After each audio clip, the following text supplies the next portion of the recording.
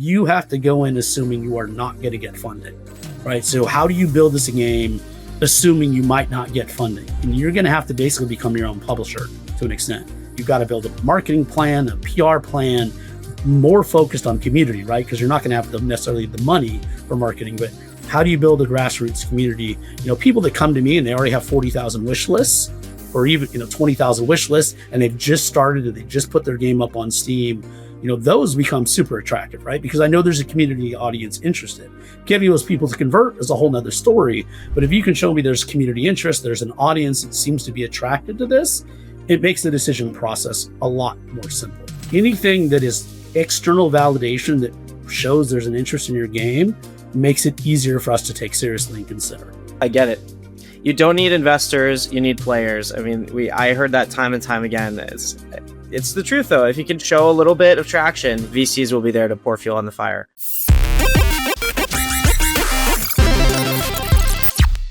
Justin, I am so excited to have you on the pod here today. Man, this is the highlight of my South by Southwest experience. Can I just say this? I was like back-to-back meetings all week, and I'm thinking in my head, I know Justin is here. I want to reach out, but if I do, I know I'm not going to be able to find the time to see him. So probably we'll miss each other. Late night, Sunday night, I see you flying down the scooter at like 10 p.m., 30 miles per hour. No, I'm supposed to be talking about scooter. I'm not supposed to be on a scooter. And it wasn't Sunday night. So maybe we'll cut that out. Work doesn't allow us to be on scooters. So maybe you saw me on a bike. I saw, okay, on a bike. You were wearing pads. You were walking very safely on the right side of the road. Yeah. It's so awesome, serendipitous that we got a chance to see each other physically, even if it was just very brief. But welcome to the pod. I guess that would, it's not walk by. I guess that would be a flyby, but kind of a flyby. Yeah, something like that. No, thanks for having me. It's always great to reconnect with you. I feel like we do the typical trade show thing. We like wave high and buy at things and then don't get to spend a lot of time. So thanks for the opportunity. It's true. Can I ask you this, Justin? Because we were both at South by, so this is fresh in our minds. Is there like one theme that you heard consistently? It doesn't even necessarily need to be about gaming, but just conversation themes that you heard over and over and over again. Oh boy, you want to start with hot takes. You want to get me in trouble right when we start then, huh? Right away. Themes. I think everybody is confused and lost right now, frankly. And I'm going to focus on what I know best, which is going to be kind of the funding, indie mid-tier landscape, but all the way up to the show. Everybody's a little confused about what's going on right now. For the longest time, I think our industry thought we were somewhat immune to macroeconomic conditions. And, I was going to get to this later and I'll talk, but I can say it now. I think one of the biggest things is uncertainty is an investment killer. And right now, investors, publishers, people with money are uncertain what's happening. So people invest in good times and bad times. They don't invest when they have no clue what's going on. And I think with all the rapid fire changes in the global economy, some other stuff, we won't get into the whole tariffs and politics per se, but that uncertainty creates an environment with which spending money becomes very difficult for the people with money. And so I think the theme really is, everybody's talking about the problems, and Adam Boyes, when we were discussing this, and I'll give him credit for this, was like, okay, let's focus on what are some of the solutions. And so I think the theme was really trying to diverge away from the complaining and the pointing to all the problems. I think most of us know the problems, although some of us don't really know the deep roots of some of these issues, and focus on ways to fix those. So I think that I'm hoping that becomes a theme leading into GDC. And then obviously for folks watching this afterwards, hopefully there's some interesting stuff coming out of GDC. I think there are some really smart people trying to focus on fixing problems or offer up solutions to the problems versus just pointing to all the problems. Where's the bottleneck in the financing, right? Is it a challenge for publishers to find LPs? Is it a challenge for, indie game studios to raise from those publishers? Is it a challenge for publishers to find good indie studios that have opportunities? Where do you see the bottleneck, or is it all the above? All the above, except finding good games. I think we'll flip this on the ear. I actually believe there's too much good content right now. And I know a lot of folks don't want to hear this. This is one of the, kind of one of the, things that people don't want to hear, but what's happened, let's just point to Steam, right? The 18,500, almost 19,000 games, I think, released last year. More than 75% of those didn't hit $5,000 in revenue. So that puts you to about 14,000 games that didn't even make $5,000 in revenue. And then I don't have details on the breakdowns of, the 5,000 to 100,000, but things that have happened is budgets have gone up significantly over the last 4 years. The number of games has increased, and some of that's great because it's easier to make games. You got people, but the competition for the eyeballs and the growth in the audience has slowed significantly compared to what it was in the pandemic. So you combine, frankly, it's a content overload. So good games are still being made. There's but I think it's knowing what's going to hit and where. And I think so. You're seeing budgets being slashed. I think you're seeing publishers and investors making developers get much farther along in the project. And then another thing, I'll be honest, a lot of developers aren't actually really prepared to take on funding. They have their brilliant idea. They go out and they're trying to raise money for this idea, but they're not set up properly as a business and an entity. And even publishers want to do business with a business. Sure, some of the solo devs can get funded, but it's really hard, especially for an investor, but even a publisher, to invest in something that isn't a business, even if it's project based. So one of the conclusions we actually came to, jumping around a little bit, is that unfortunately, developers need to start treating this more like a business. I know it's art and it's, everybody's working on their dream projects, and look, I applaud that. But as more and more of this art gets created, more and more of it's going to get left behind because there's just too much. In addition to the increase in the games, about 25% increase in games, there was about a 30% decrease in playtime over the same period. So now you have 25% more content with 30% less playtime because people are out doing other things. We have lives, we have jobs, people are actually talking to friends when they're not doom scrolling on Instagram or TikTok. All of that takes away from games. So you're not just competing with games, and you're not even just competing with the 18,000 games that were just released on Steam. You're competing with the 77,000 games that are in the library of Steam right now, including some really great games that are now discounted, AAA stuff, even that's discounted to this indie price point of 15 or $20. So that competition has gotten super fierce. So, I don't think there's anything new. The quest for those eyeballs has become much more difficult. And I think that's the ultimate, I guess RPG slash roguelike, right? No, it's true. So Justin, I'm gonna play publisher here. You're a legit publisher. I'm gonna play publisher. I'm gonna tell you where I think the opportunity is, and you tell me if I'm right or wrong. I love it. Love it. All right. So I think number one, if I was a publisher, I would be still deploying a lot of financing into cozy gaming. I think cozy gaming, there's still a lot of green space. There's still a lot of game studios out there that have never had their shot, so to speak, that deserve their shot, specifically from underrepresented founders. I'm really bullish about that whole industry in the long term and short term. So I think there's a couple really good indie publishers out there, and you have Whitethorn and a few others have picked up that mantle. I think the trick being in that space is that the upside is somewhat limited for most of these projects, right? So you are talking about a great niche if you can nail it, but unfortunately, it's also been one of those things where actually a lot of people have been making projects because it's a little easier. It's kind of like platform games. A lot of people, when they first come out of school or the game jams, right, they work on a platform game because they're a little easier than some of the other more complex stuff. And I'm all for training wheels, right? Like make those first projects small, ship them. You learn so much from shipping your first project. Cozy games, I do think, is a difficult space just because it's so easy to make a cute game. Now, whether that cute game is actually fun and compelling is another story. And so I think there's and it is a difficult audience to reach. To be honest with you, no, all audiences are difficult to reach. Let's be clear right now because there's so much noise and competition. I wish I could point to any one particular genre that makes sense, but honestly, by the time somebody who's just starts working on a game in that genre, and in the 18 months to 2 years that game comes out, that genre may have moved on. Right. And so I think, look, I would stay away from pure platformer unless you've got a unique twist on it. I generally don't, I generally let the designers, creators, and people way more talented than me figure out who they're going for in the audience. But I think the biggest point I can bring up in that is product market fit. So you want to talk about running a business. The other thing I think developers need to spend more time doing, and I know this is not the fun part, right? Making the game is the fun part. although sometimes it isn't, but is product market fit. So the game that you are building, who are you building it for? Why are they actually going to care? Right. And really honing in on that audience. We talk about exploitable niches. So cozy game is a potentially exploitable niche, but you really got to hone in. Okay, what is the subset of that audience that you're going after? And one of the things I tell devs is pretend your game ships tomorrow.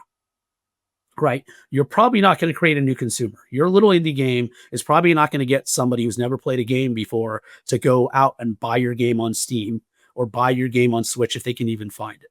Right. What you're actually doing is borrowing your customer for your game from another game.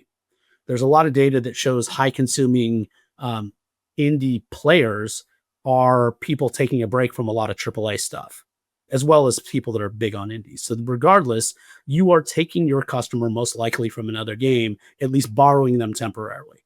So what is that game or those games, and what is it about your game that is going to be compelling enough to get them to put that other game down and pick up your game or spend enough time to learn about your game to consider making it a purchase, right? I think I say this, the ATM method is attention, time, and money. How are you getting in their attention? How are you keeping it long enough to get their time? And only after you get their time, you may get their money. And so I think any niche is possible to exploit. So what you're saying is you're not going to give me $1 million, Justin, to build my next dream platformer cozy game where you pick up flowers and, hang out in the metaverse? You might find somebody to do that. And I would, and okay, we'll go right sizing budgets. I think we saw a lot of budget inflation between 2020 and 2022 because people were throwing money around. There's a content desert. And I don't think the realities of the market space have caught up with everybody who's a dreamer. And this is always the case, right? Film, TV, books, it's all the same. Like dreamers drive the industry, but dreamers, because they're so busy dreaming, sometimes forget about the realities of the market. No, that's great because then we end up with these like unbelievable projects that might not have ever happened if you listen to all the suits. You could throw out Balatro, Vampire Survivor, all these other games that might not have ever happened if those dreamers listened to everybody telling them no, including me. But you do need to have a plan and an audience and understand what that niche might be and why they care. Even those games, right? They built around a solid foundation and community and then figured out how to activate that community. So I say a game shipping nowadays without a marketing PR plan is basically, my new expression is a game ships in the forest, right? So if your game ships and there's nobody around to see or hear, it doesn't matter how good it is. And I think that's part of the issue is too many folks are focused on making a great game, which is fantastic. But a huge chunk of that is now making a great game and finding an audience that's going to be able to discover that game and then share it. Yep. Yep. So the answer to your question, I'm not giving you $1 million for your cozy game.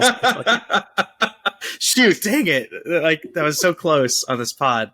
Okay, wait. But back to the game. I do have two more like areas of opportunity that I'm just really curious your thoughts. So the next one that I was going to say is UGC. There's obviously, some really awesome growth in Roblox and UFNEN and all that stuff. There's also Grand Theft Auto 6 coming out. So, maybe if it's time to invest in the Grand Theft Auto UGC universe, tell me your thoughts on investing in UGC studios. So I think obviously we've seen that trend. Those studios tend to be a little bit quicker moving. I mean, right, the content for UGCs, some of the folks I know doing it, it's like 1 to 6 months or less, smaller teams. And I actually think it's a great place to potentially build an IP or a brand or build a name for yourself. I think, if you plan this strategically, right, I always tell folks, was it Mike Tyson has a quote and it's from a general patent quote, right? Everybody has a plan until they get punched in the mouth, right? And then, releasing your first game is like being punched in the mouth. And I've, and I learned this when I ran customer service 30 years ago, right? Anything you give a consumer, they're going to find a way to break. And sometimes that's your soul and your will when they tear apart what you've been building for the last 2 years. So I do like the concept of rapid iteration, rapid prototyping, almost just ship it and see what happens. That's not a great business plan necessarily long-term, but I do think it's a great way for people to get their feet under them, build something, try to find something that gets an audience, maybe catches fire, and then bring that to other opportunities. So I do think this, and you got companies like Overwolf are doing fantastic stuff.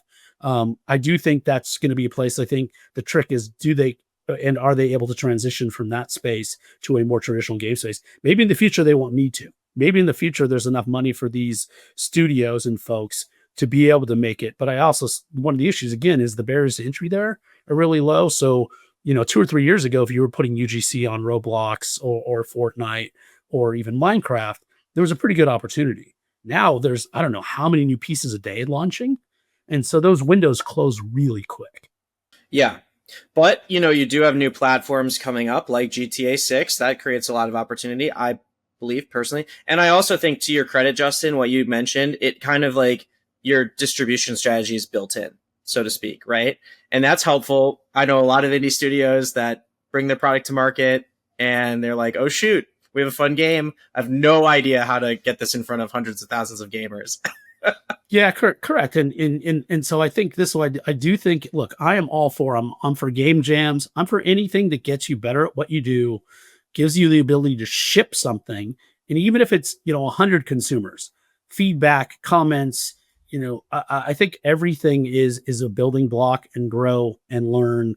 One of the other things I talk about is a lot of us focus on especially the indie market, because that's one of the things I love is we have this echo chamber where we focus on these, handful of indies every year that blow up. Like I said, the Balatros, the Vampire Survivors, people call Dave the Diver indie, but we know that wasn't really indie by, any standards. And so they focus on those and, these huge hits. And Chucklefish had a few of those games they helped publish, and everybody latches onto those. But the problem with this is success is really a moment in time. And by the time you start targeting somebody else's success, that time has passed. So you can try to learn from the things they did to put themselves in a position to be successful. But if you are targeting that specific moment in time, you've already lost. It's gone. Right. It's right. gone. So I think it's also very attractive to target those successes, right? Oh, well, yeah, I'm making a Stardew Valley, similar game to Stardew Valley because that was huge and it was successful. That's great. But what is that audience for Stardew Valley playing in 2 years from now? Not were they playing when they bought Stardew Valley or even now, right? What are they going to be playing 2 years? And that's what you should be focusing on and targeting, not what they did in the past. And then you need to focus on the mistakes that other people have made. So I like I said, I think success is a moment in time. Failures are universal. If you look at most studios that failed, there is a series of things that they did that led into that failure. And there's a ton of similarities across all these studios. And so I would say sometimes learning from other people's mistakes is better than learning from one individual's success. Makes a ton of sense. Ton of sense. Okay, the last one that I was going to say, last category, and I'm actually really curious about your thoughts, because I'm actually curious if you've thought about this, because this is kind of an emerging theme I'm seeing anecdotally, and it's like productivity games. Does this make sense? So like games that help people work out, games that help people sleep, games that help people find love. There've been a few studios that have been invested in by like the A16Zs of the world, the Bitcrafts of the world that are here in Austin, Texas, in the Bay Area. They're kind of interesting. I'm curious. It feels like a little bit more meaning to the titles, which is maybe sometimes attractive to people. Well, that, and let's go back to one of the fundamentals of VCs, right? VCs are investing in a business, and more importantly, the founder's ability to take that business, pivot along the way, and make it long-term successful. And it's a very different strategy than publishers, right? And so publishers are usually focused on the individual project. And then the investors are more focused on the company and the growth and what does that hockey stick look like at the end, and when am I going to be able to multiply my exit, and not in any individual product. So to be honest with you, some of these more professional style games, I'm going to call them games with a purpose, maybe games with purpose, have a more attractive background and or investability than some traditional one-off studio games, right? Because games is a very hit-driven business. The idea that any one game might be blow up enough for a VC to see the returns is difficult. And we've seen, a lot of these, 5 people from Riot or 8 people from Blizzard, no offense to those people, spinning out and getting a bunch of money from these investors. And, 3-4 years later, nothing's been delivered. They're now, trying to find a publisher, trying to find an investor to come in with more money. And that's really, really hard. I think so. Some of these other things you mentioned, I'll call it purposeful gaming, maybe, or whatever we want to label it. I think is more attractive in a traditional space because these people are actually building businesses, and the games just happen to be the what's accelerating those businesses. So Run Legends from Telefods, Jenny Zhu, who I'm actually going to be speaking with at GDC, has built that Run Legends game, which is really about getting people outside and running and making it fun and encouraging and then gamifying. I hate the gamifying term, but whatever, but turning it into a real game, right? So I think this is the other thing, a real game with a purpose. You had these, like edutainment used to be one of those terms that was like nails on a chalkboard for me, right? Because the minute you tell somebody that you're trying to teach them, they don't want to hear it, right? And I think the same thing is, well, I'm trying to force you to exercise, right? We know. But if you turn that around and flip it and you make a great game that happens to then encourage this behavior, I think you have an opportunity. So I do think that's a place. I think the individuals finding the particular spots, like you said, there's been a lot of and a lot of these have come out of Southeast Asia, these really interesting kind of dating sim games that have led to some real world stuff. There's a game that came out of, I think, Indonesia called Coffee Talk that is about human interaction and trying to build up and it's not like the Leisure Suit Larry style of stuff. It's more of like a real serious like conversations. How do you build relationships and rapport? So I think something like that, if done right, could be huge because one of the things that's happened to this digital generation, and we've seen it. There's a lot of psychology research is that people are actually having trouble communicating human to human now. Like everybody's texting.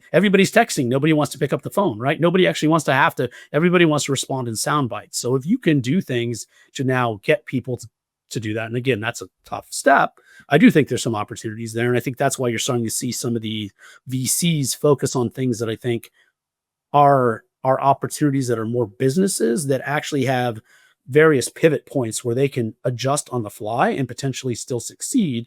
That's hard to do with a game, right? If you're working on a $1 million game and you get $1 million from a VC and you're 3/4 of the way in, or even after launch, right? And all of a sudden you realize you need to make a major pivot. Where's the money going to come from the pivot? And so I think versus a business, if you're building a business and you're investing in a business and that founder and what they're creating, you can make micro adjustments along the way and still be successful.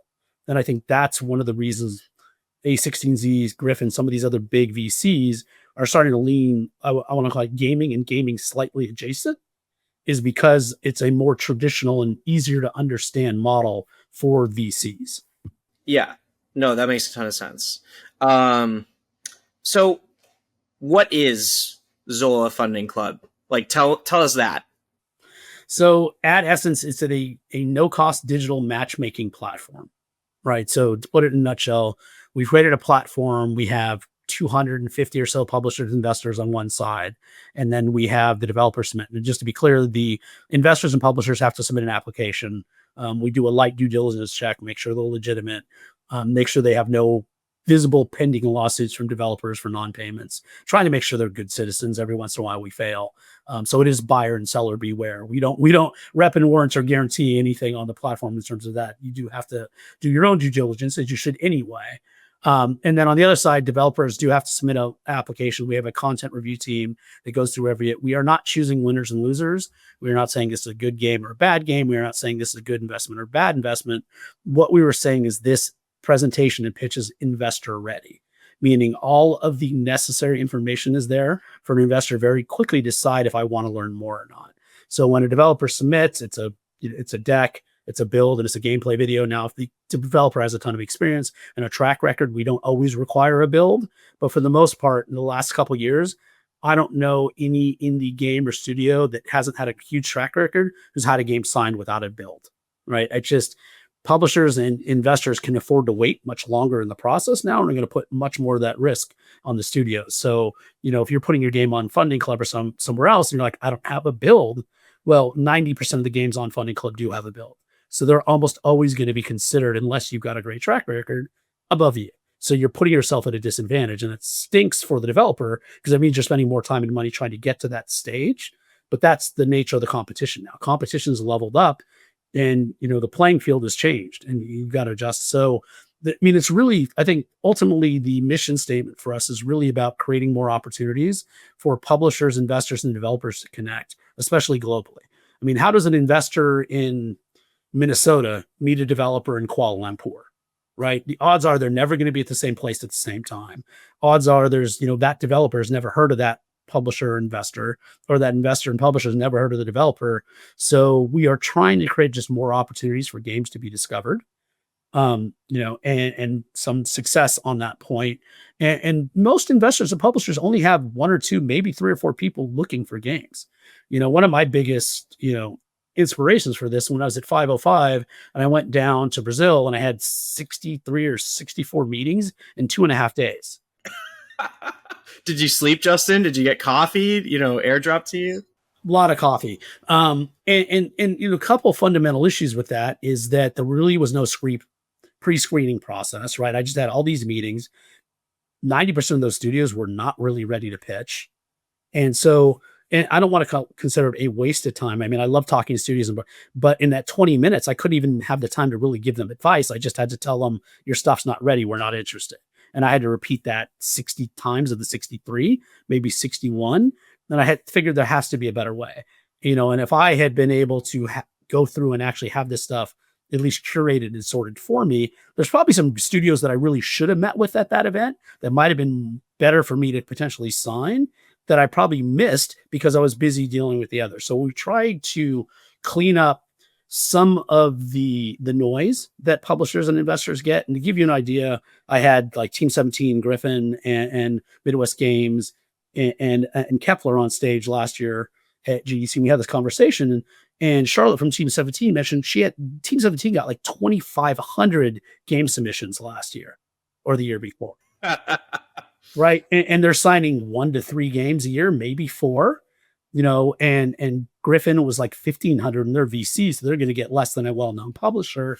Midwest Games, Ben, who just literally started the company here, had like 800 in less than a year. And so some of this just is how do you help publishers and investors clear up some of the noise? So on our platform, publishers can say, I'm looking for budgets between this range. I'm looking for genres, all of that. And because of that, the first thing they see on the platform is stuff that fits their particular criteria. So they get like a homepage and a tile for each game. And the games that show up on the top of that are the games that fit their key criteria. Now they have access to every game on the platform. And basically they'll click it, they open up, and it's a very clean, easy one sheet. Name a game, name a studio, budget, platform, start date, anticipated ship date, all the key information literally in one page. And a link to the deck, a link to the build, a link to the video. So, okay, this basic information looks great. I'm going to click on the video. I'm going to click on the deck. I'm interested. Click get in touch, and the email opens up. They get directly in touch, and we get out of the way. Or then they click not interested, and it moves to the bottom of the pile so they don't have to see it again. And so is it perfect? No, it's just trying to create more opportunities for developers around the world to get funding. And I'm all for anything that gets good games in front of more investors and publishers. And that's really why it was created. Like, honestly, Justin, from the bottom of my heart, sincerely, it is an awesome mission. It really is, because more indie game developers deserve to make their dreams come true and get their game out. So it's really awesome what you do.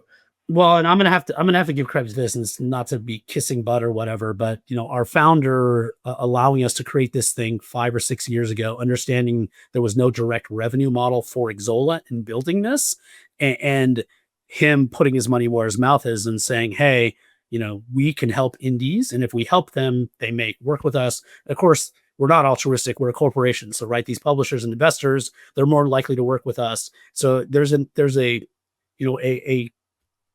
halo effect from doing all this, but the intent was really there to try to help the entire industry, because Xsolla is like, we take a piece of the industry. So if the industry rises, we do better. And so, I can't say that we're, it's all for the indies. I mean, absolutely, but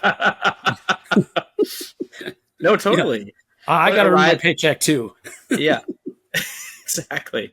But a rising tide raises all ships. We should all win together. This is a collaborative industry. Yeah, I think it's not a zero-sum game. And I think I need to remind, I remind most publishers and investors are competitive, but, I can't tell you how many times when I was at 505 and I saw a game that I really liked, but I couldn't sign. It was either the wrong budget, the wrong game, or didn't fit our portfolio, that I passed on to my other friends. right? Right. And I think most of us on that side of the business really do care. And if we can't sign something, we're generally pretty free. Now, maybe we don't tell the company, we pass it on, but but we do generally share those. So the idea is, the more these great games can get surfaced, more of them might get funded. Yeah. So tell me, Justin, you already mentioned having the build. This is like a super important thing. Give us the cheat code. Like, how do we succeed on Funding Club and these other avenues? What should I walk into the publisher's room with? A game that looks like you don't need my money. I mean, I, I mean, it sounds really funny and trite and very simple, but the surest way to get money out of somebody is to not need it, right? And I go back to quote: if you look at, like, I think the story of Bezos when with Amazon, he raised a bunch of money literally right before he went public.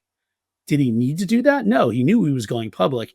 He did it because he could, and because he didn't need it, people threw money at him. And I'm not saying everybody's the next Amazon, but the more it looks like you really don't need the money to build the game to be successful, the more people are going to be interested. And it also puts you in a much better negotiating position.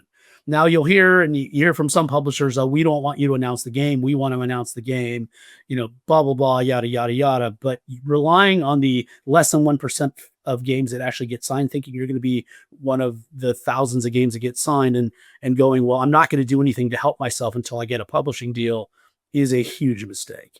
You have to go in assuming you are not going to get funding, right? So how do you build this game assuming you might not get funding? And you're going to have to basically become your own publisher to an extent. You've got to build a marketing plan, a PR plan, more focused on community, right? Because you're not going to have necessarily the money for marketing, but how do you build a grassroots community? People that come to me and they already have 40,000 wish lists, or even 20,000 wish lists, and they've just started, or they just put their game up on Steam. Those become super attractive, right? Because I know there's a community audience interested. Getting those people to convert is a whole nother story. But if you can show me there's community interest, there's an audience that seems to be attracted to this, it makes the decision process a lot more simple. And, you have 5,000 people on Discord. I would actually argue 5,000 on people on Discord is probably more valuable than 20,000 wish lists. And the reason for that is those are your super fans. They're going to bring other people into the game when it launches. They're going to be your community. And you can leverage those people to a multiple and a multiplier effect. So, building this community wherever it is, even small, proving there's an audience that's interested, there's a community that's dedicated, alleviates a lot of stress. I'm going to say this, and I may get yelled at instead of by developers, by publishers and investors, but most of us are chickens, right? And most investors, publishers really are chicken, right? We want external validation. We want to know that other people are interested in the game, because then that makes it easier for us to go sell it internally. All of the scouts of these companies, I want to say, have kind of an internal credibility score, right? So you bring in a good game, your credibility goes up. You bring in a bad game, your credibility goes down.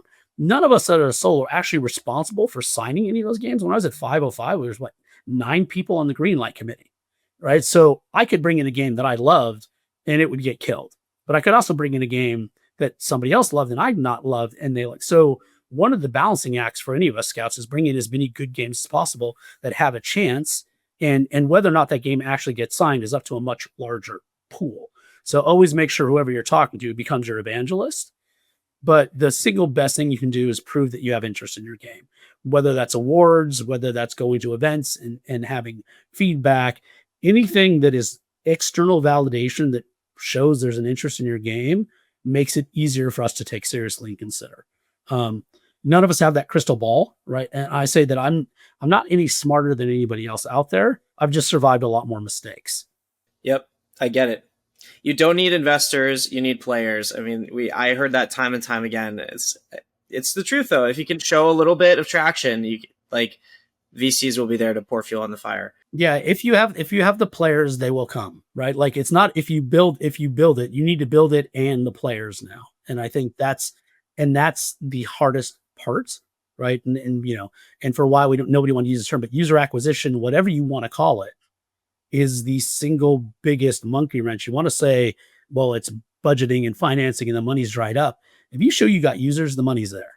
I mean, if you come to me with a game you just put up on Steam 3 or 4 months ago and you have 100,000 wish lists, people will be throwing money at you and you're going to get a great deal. Show me a game that you've had up on Steam for a year and a half and you're a year from launch and you only have 1,000 wish lists, it's going to be a much tougher sell. I mean, it's an unfortunate fact. It's true. It's true. But I'm glad that you're sharing these insights. It really is. I mean, you provided so much advice to me back when I ran an indie game studio, and shared with me all these insights. And I don't know, it's really helped us raise funding. Well, so and here's the funny thing. I actually I try not to call it advice anymore. And the reason I say this is weird thing, but I realize what I'm actually trying to do is give you data points, but those data points are very specific to my series of experiences, my mistakes, my successes. And so even those data points might not necessarily apply to you. And I joke, you go pitch this game to 10 publishers and investors, you're going to actually get 11 opinions. Your job as the creator is to take those opinions, data points, figure out what makes your vision better and stronger, and then throw out everything else. But I think also one of the other secrets of this is too many developers, they build a pitch and they think that's it. They think it's fire and forget. No, and a good buddy of mine, Nathan Sobrand, who works with us at Xsolla, we did this talk on how to craft the perfect pitch. And the funniest thing about that, even the title is kind of an oxymoron. There's no such thing as a perfect pitch until you get money. Right. Right. And so you almost have to treat your pitch like you do a game. You have to keep tweaking, enhancing, updating as new games come out, as new data, as you get feedback. And you have to keep making minor tweaks along the way until you finally land that deal. And it's very much like launching a small game that you've never launched before. You're going to have to keep making tweaks to keep the audience around to hopefully build on the success, right? Very rarely does a game hit it the day one. And so, and I think, unfortunately, pitching isn't fun. It's hard. Most developers are somewhat introverts, and to be good at it, you've got to turn yourself into a partial extrovert. And it's not easy. And I think it takes practice, it takes training, and it actually takes you willing to start pitching to people that are willing to give you feedback and aren't afraid to hurt your feelings. And I'm not saying these people are purposely going to be jerks. Too many of us go to echo chambers on our buddies who will, oh, I like this, I don't really like this, but aren't really honest about what they like or don't like or what's wrong. And I think you're doing your friends a disservice by that. And I actually think a lot of publishers and investors also sugarcoat stuff because they don't want to be mean. Like I never want the developer to hang up, God, that guy's a jerk. Right. But I think some of us do a disservice to them by sugarcoating what we actually think. And I'm not precious. If I tell you I don't like your game, it doesn't mean I'm any smarter than anybody else. As a matter of fact, I'm hoping your game goes on to be successful. I probably just don't like it for me or for whatever I'm looking for at the time. And I can't tell you the number of games that I've signed that I personally don't like to play, right? If the market opportunity is there and I believe there's an audience there, I'll sign it. It doesn't have to be for me. So the other thing the developer needs to understand is when you're pitching the game, you're pitching an investment opportunity to the publisher or the investor. You're not trying to get them to play your game. That's great if somebody there loves it. But what you're trying to do is show them this is a good investment opportunity and that there is a huge chunk of players that are going to pay for this. You're not necessarily showing up, hey, I really want you to like this game and play it. Totally. So Justin, shifting gears again, once again, final act of the call here, I really wanted to ask you about monetization. Just your thoughts. I know it's only, you said it yourself, data, your perspective on the industry. This isn't gospel, but I'll just say this, if I may go on a mini rant. Please. I think of a game as having like 3 pillars, and you need all 3 to be successful in order to have a successful title. And it's distribution, and then the content has to be good, and then it has to be have a great monetization strategy. And we talk a lot about the first 2. How do you distribute the game? How do you create good content? We very rarely get a chance to talk about monetization. So I'm just curious, what strategies would you explore if you're like a new indie game developer fresh out of college? What strategy would you advise them to take a look at? Well, so one thing, and I think those of us in more what we call traditional gaming, so PC, console, and then who moved into mobile, need to get over the fact of using the term monetization, right? A lot of us who traditional think of monetization is only for free to play or only for mobile. And really the way it should be used is how are you getting money from your players, right? And whatever you're doing, whether it's premium, whether it's freemium, whether it's free to play, whether it's subscription, whatever it is, that is monetization. So don't think of that as a dirty term.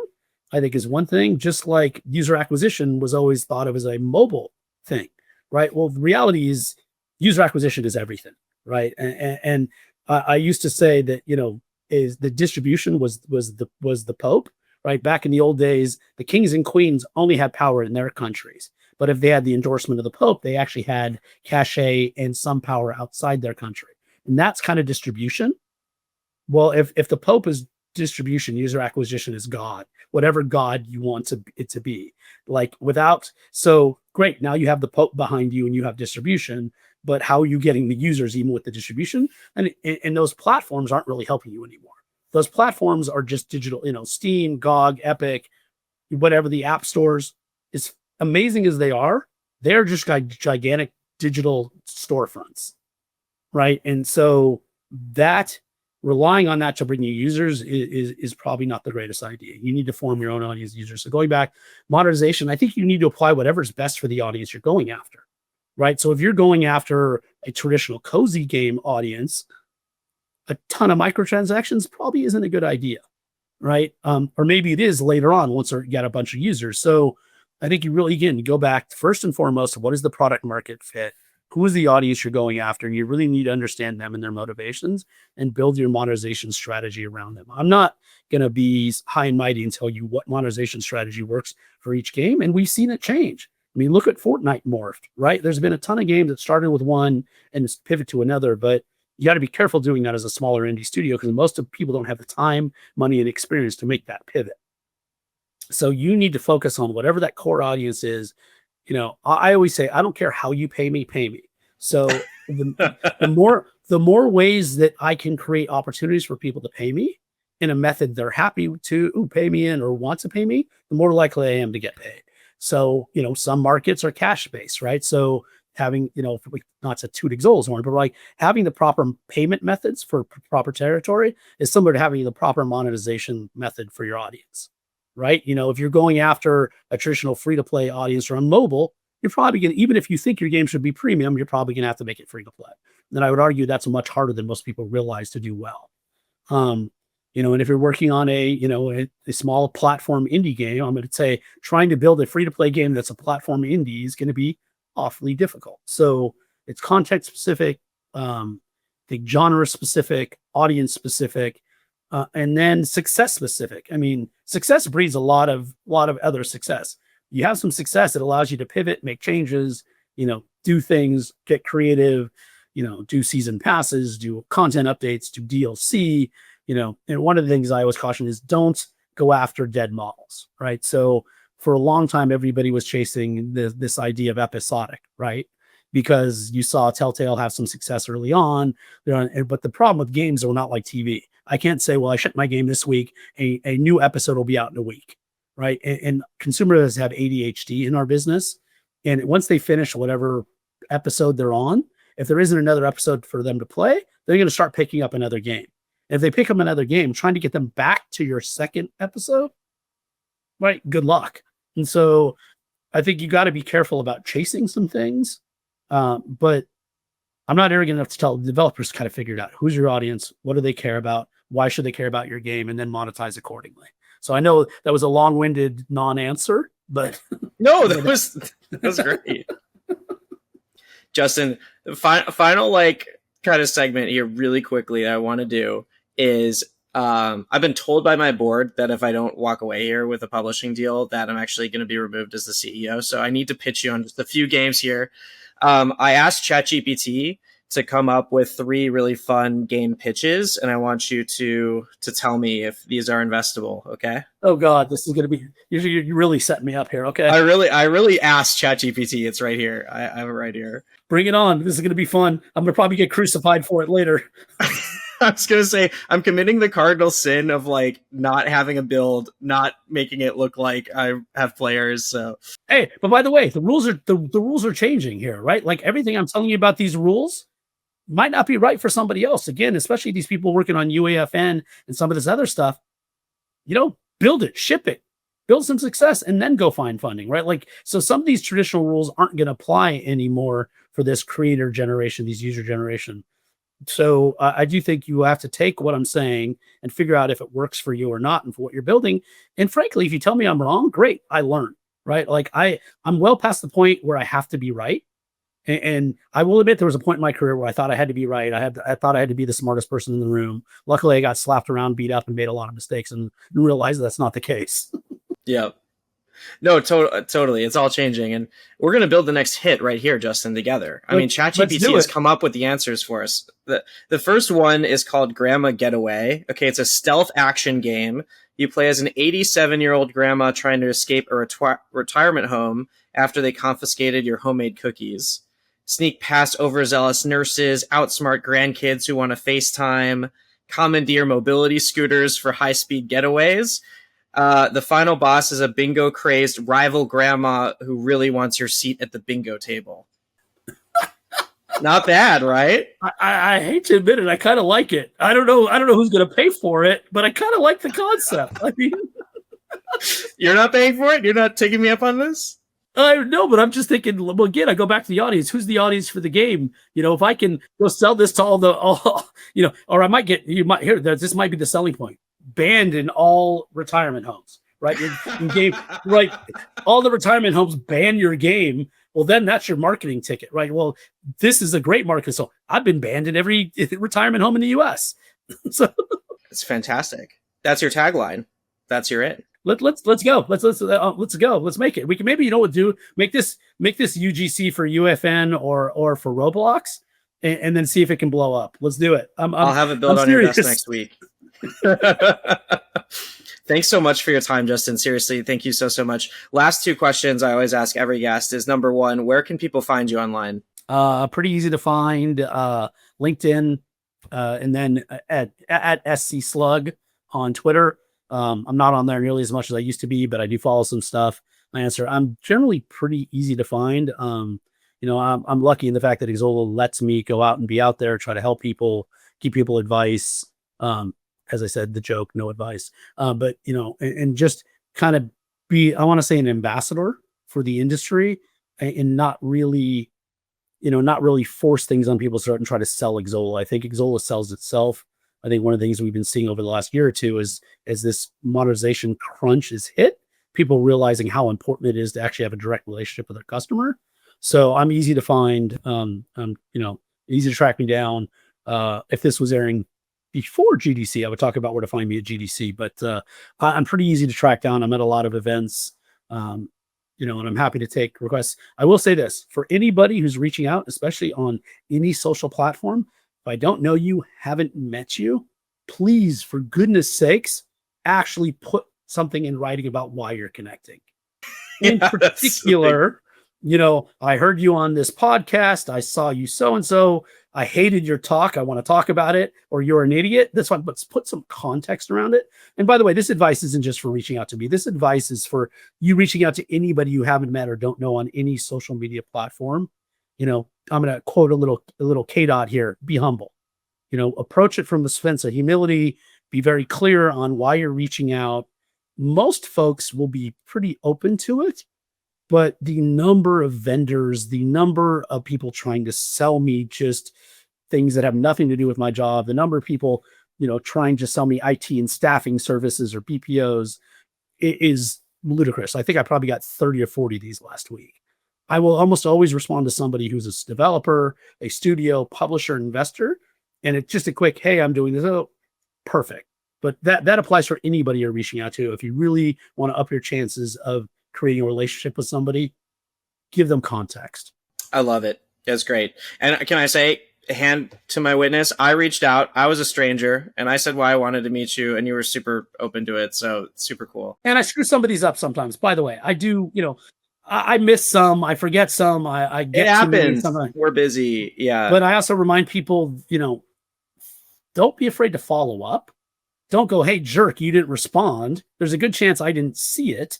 But, say, hey, I sent you most of us are super busy. We miss stuff. I'm human. I can't even tell you what my inbox looks like right now. So I think it's just realize that we're human and we make a lot of mistakes just like everybody else, and we may miss things. But following up, because I do think you had to ping me twice before I responded. If I remember, you pinged me once and I made some really short note, and then you pinged me again, gave me more context, and I responded. So I had to hit you twice, and then I had to pay Xsolla like some sort of like consultancy fee. It was like 10 grand or something. yeah, no, let's not go there, please. Don't start those kind of rumors. Last question. What are 3 video games that you recommend people play? And make them like spicy. Don't say like Last of Us. Geez. Well, I actually, I love The Last of Us, but it wasn't my type of game. It's one of those games that I played just because you kind of had to keep up and keep current. And I do play some games like that just because I want to actually have a clue what I'm talking about. This is going to be self-serving. There's a game called Anton Blast that Joystick Ventures helped put out back in December. It's a little short indie game that's kind of a cross between, I want to say, Crash meets Cuphead meets Sonic. It's super fun. It gets really freaking hard at some points, and I can tell you I threw my controller at a couple points, but it's just super easy to pick up, super fun. So that's a more recent game. Going back, a funny thing is most of these are games that I obviously was close to or signed. So I'm going to go back to 505. There's a little game called How to Survive that almost nobody's ever heard of, that's gone on to sell millions of units. And again, this goes to timing, right? We happened to launch that game close to the launch of The Walking Dead, and even though it wasn't a licensed game, it was zombies on an island, and so that became a huge hit. It's a kind of a zombie survival horror game. And then I'll go back to some of the first games I was involved with. I'm just gonna, I'm gonna say like Super Puzzle Fighter, back from the 90s, and that game was seminal for me in a lot of ways. And then the first Resident Evil. And again, I'm being selfish. I worked on that game a little bit. And I think that basically was the beginning of the whole survival horror genre. So that's one if they haven't seen or played. But that list is just so long because I'm so old. I've been around since the Atari Pong days. So I can go back to, RBI baseball on the regular Nintendo, too many games, but those are 3 games that I kind of are on top of mind right now. Incredible. Justin, thanks again so much for coming on the pod. It's great to see you. Thanks for having me. It was good. It was good. Actually, I feel like we spent more time doing this than we see in person. So thank you. Let's do it again sometime soon. Absolutely. And I'm sure we'll be seeing each other roaming around the GDC at some point. Totally.